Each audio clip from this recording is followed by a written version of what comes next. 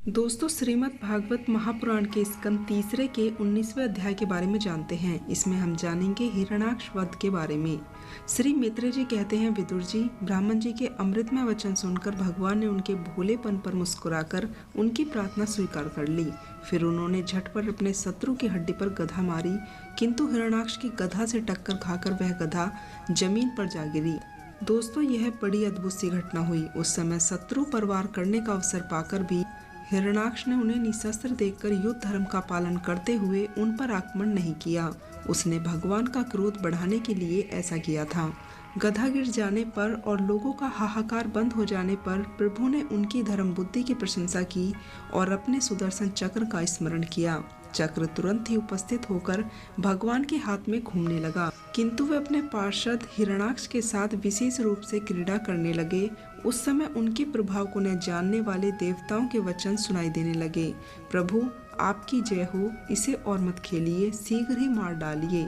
जब हिरण्याक्ष ने देखा कि श्रीहरि उनके सामने चक्र लिए खड़े हैं, तब उसकी सारी इंद्रियां क्रोध से तिलमिला उठी और वह लंबी सांसें लेता हुआ अपने दांतों से होठ चबाने लगा। दोस्तों, उस समय वह तीखी डाढ़ों वाला दैत्य अपने नेत्रों से इस प्रकार घूरने लगा मानो वह भगवान को भस्म ही कर देगा।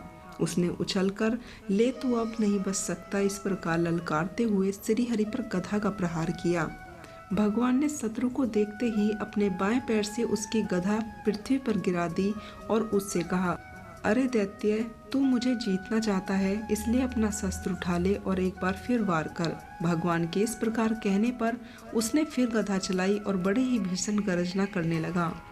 गधा को अपनी ओर आता देख भगवान ने जहाँ खड़े थे वहीं से उसे आते ही इस प्रकार पकड़ लिया जैसे गरुड़ सांपनी को पकड़ लेता है। दोस्तों, अपने को कमजोर देखकर उस महादैत्य का घमंड ठंडा पड़ गया और उसका तेज नष्ट हो गया। अब की बार भगवान के देने पर उसने उस गधा को लेना न चाहा, किंतु जिस प्रकार कोई ब्राह्मण के ऊपर निष्फल अभिचार करे, वैसे ही उसने श्री यज्ञ पुरुष पर प्रहार करने के लिए अग्नि के समान लपकता हुआ त्रिशूल लिया। महाबली हिरण्याक्ष का अत्यंत वेग से छोड़ा हुआ वह त्रिशूल आकाश में बड़ी तेजी से चमकने लगा।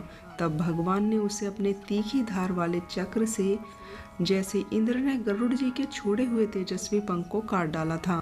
दोस्तों, भगवान के चक्र से त्रिशूल के टुकड़े हो गए। उसे देखकर उसे बड़ा ही क्रोध आया। उसने पास आकर उनके विशाल वृक्ष स्थल पर, जिस पर श्री वत्सल का चिन्ह सुशोभित है, कसकर घूंसा मारा और फिर जोर से गरजना कर अंतर ध्यान हो गया। विदुर जी, जैसे हाथी पर पुष्पमाला की चोट का कोई असर नहीं होता, उसी प्रकार उनके इस प्रकार के घूंसे मारने से भगवान तनिक भी टस से मस नहीं हुए। तब वह मायावी दैत्य श्री हरि पर अनेक प्रकार की मायाओं का प्रयोग करने लगा, जिन्हें देखकर प्रजा बड़ी ही डर गई और समझने लगी कि अब संसार में प्रलय होने ही वाली है। बड़ी ही प्रचंड आंधी चलने लगी, जिसके कारण धूल से सबोर अंधकार छा गया।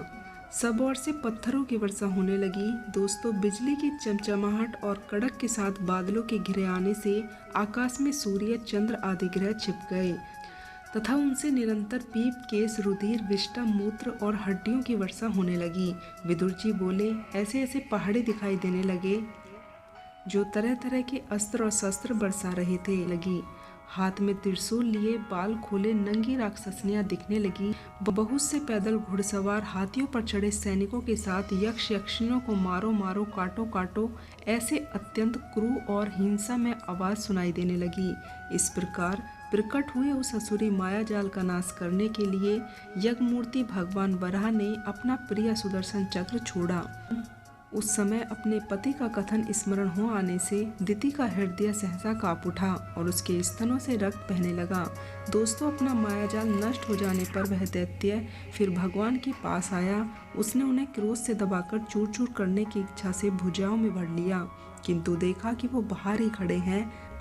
अब वह भगवान के सामने कठोर मुक्कों से मारने लगा। अब इंद्र ने जैसे वत्रासुर पर प्रहार किया था, उसी प्रकार भगवान ने उसकी कनपटी पर एक तमाचा मारा, तो भी उसकी चोट से हिरण्याक्ष का शरीर घूमने लगा। उसके नेत्र बाहर निकल आए। हिरण्याक्ष का तेज अब भी मलिन नहीं हुआ था। उस कराल डाढ़ों वाले दैत्य को दांतों से होठ चबाते पृथ्वी पर पड़ा देख वहां युद्ध देखने आए ब्रह्मादि देवता उनकी प्रशंसा करने लगे। ओहो, ऐसी मृत्यु किसको मिल सकती है। अपनी मिथ्या समाधि से छूटने के लिए जिसका योगी जन समाधि योग के द्वारा एकांत में ध्यान करते हैं, उन्हीं के चरण प्रहार से उनका मुख देखते देखते इस दैत्य ने अपना शरीर त्यागा। ये हिरणाक्ष और हिरण्यकश्यपु भगवान के ही पार्षद हैं। इन्हें पाप वंश यह अधोपति प्राप्त हुई है। अब कुछ जन्मों में यह फिर अपने स्थान पर पहुंच जाएंगे। देवता लोग कहने लगे, प्रभु आपको बारंबार नमस्कार है। आप संपूर्ण यज्ञों का विस्तार करने वाले हैं तथा संसार की स्थिति के लिए मंगल विग्रह प्रकट करते हैं। बड़े ही आनंद की बात है कि संसार को कष्ट देने वाले यह दैत्य मारा गया। अब आपके चरणों की भक्ति के प्रभाव से हमें भी सुख शांति मिल गई। मित्र जी कहते हैं, विदुर जी, इस प्रकार महापराक्रमी हिरणाक्ष का वध करके भगवान अपने अखंड आनंदमय धाम को पधार गए। उस समय ब्रह्मादि देवता उनकी स्तुति कर रहे थे।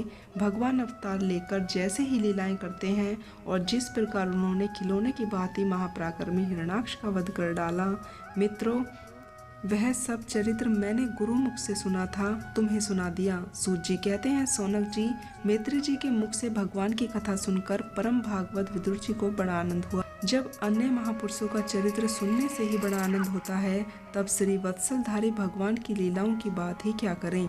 जिस समय ग्राह के पकड़ने पर गजराज प्रभु के चरणों का ध्यान करने लगा और उसकी हथनियां दुख से चिंघाड़ने लगी, उस समय जिन्होंने उन्हें दुख से छुड़ाया और जो सब ओर से निराश हुए अपने शरण में आए हुए भक्तों से सहज में ही प्रश्न हो जाते हैं, किंतु दुष्ट पुरुषों के लिए अत्यंत दुर्लाध्य हैं, उन पर जल्दी प्रश्न नहीं होते। उन प्रभु के उपकारों को जानने वाले ऐसा कौन पुरुष है जो उनका सेवन न करे। सौनक जी, ऋषियों, पृथ्वी का उद्धार करने के लिए वराह रूप धारण करने वाले श्री हरि की इस हिरणाक्ष वध नामक परम अद्भुत लीला को जो पुरुष सुनता, गाता अथवा अनुमोदन भी करता है, वह ब्रह्म हत्या जैसे घोर पापों से सहज ही छूट जाता है। यह चरित्र अत्यंत ही परम पवित्र, धन और यश की प्राप्ति कराने वाला है तथा कामनाओं की पूर्ति कराने वाला है। युद्ध में प्राण और इंद्रियों की शक्ति बढ़ाने वाला है। जो लोग इसे सुनते हैं उन्हें अंत में श्री भगवान का आश्रय प्राप्त होता है। दोस्तों, आप लोगों ने जाना श्रीमद् भागवत कथा के स्कंद 3 के अध्याय के बारे में। अगर आपको यह जानकारी पसंद आई हो तो चैनल से जुड़े रहने के लिए चैनल को सब्सक्राइब करें और मोटिवेट करने के लिए वीडियो को लाइक करें। तो दोस्तों, मिलती हूँ श्रीमद् भागवत कथा के अन्य अध्यायों के साथ। तब तक के लिए आप लोग अपना ध्यान रखें, खुश रहें। जय सनातन, जय श्री कृष्ण।